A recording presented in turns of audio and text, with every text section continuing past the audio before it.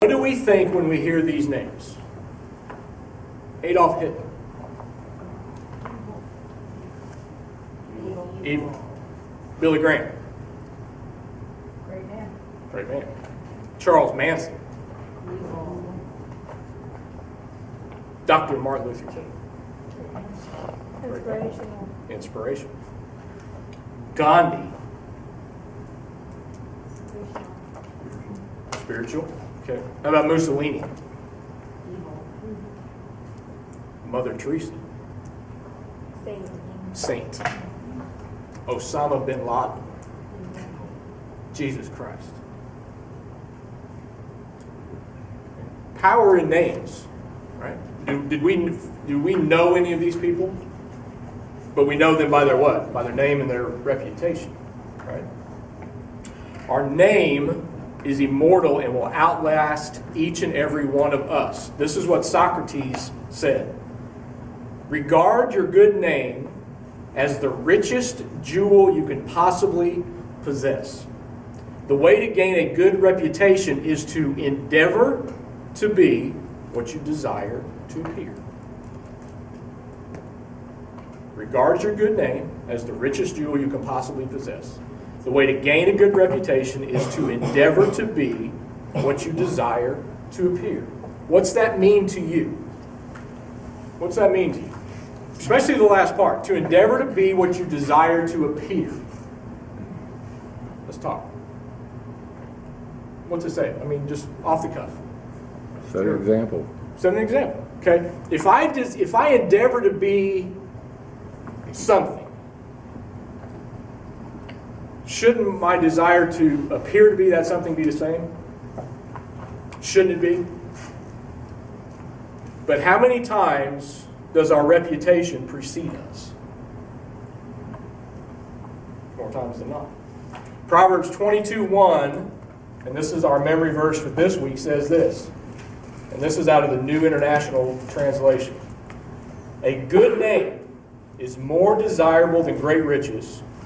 To be esteemed is better than silver or gold.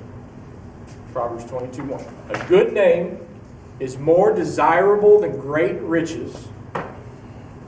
To be esteemed is better than silver or gold.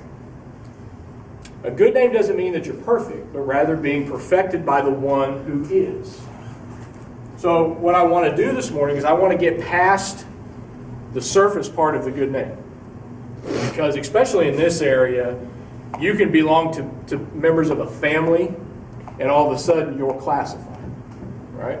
I'm not going to bring the names up, but if you're in this group of family, you're kind of classified with that group, and if you're in, Lord knows if you're in the major family, what you're classified as, okay?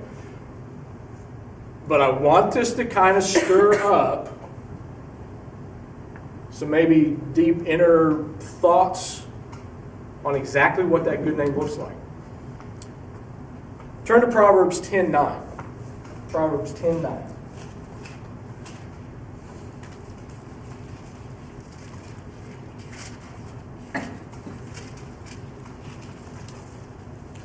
A good name instills confidence.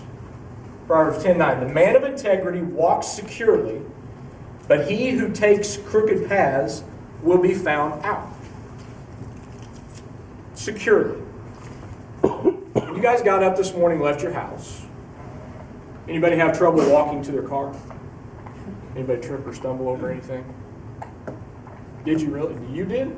You okay? Yeah, because all of our shoes are piled right there at the garage door. I mean, so when you step out, it's like a landmine, you know? You never know. You never know. No. Okay. So outside of Jennifer, and we'll talk about that in a minute, but outside of Jennifer, kind of a normal walk this morning, get up, get out to your car, no problems.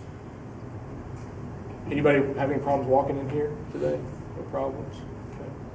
Okay, so when we walk, when there's light, when it's daylight, we walk securely, okay? Especially those who have a bad back. When there's nothing in your path and it's daylight, you're not quite as tense to walk, are you?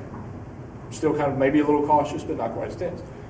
How about when there's ice and snow or sticks and twigs and trees, but it's daylight Can we still walk securely, but maybe we kind of guide our steps a little bit, kind of watch where we're walking and watch where we don't?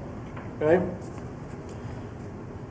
That's kind of how we walk when we walk securely or upright or with integrity when we walk with Jesus Christ and in His light. Okay? There's light that comes down, and we can walk with confidence and security when we walk in His light. On the other side, in the darkness, because we know that bad things happen in the dark. Evil lurks in the dark. Scary things happen in the dark, right? If you have a bad back and you have to walk through pitch black darkness, what do your steps look like?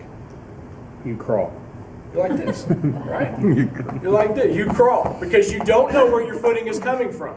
Now, would your steps change if Lindsay took you by the hand and said, okay, I'm going to lead you even though it's pitch black dark?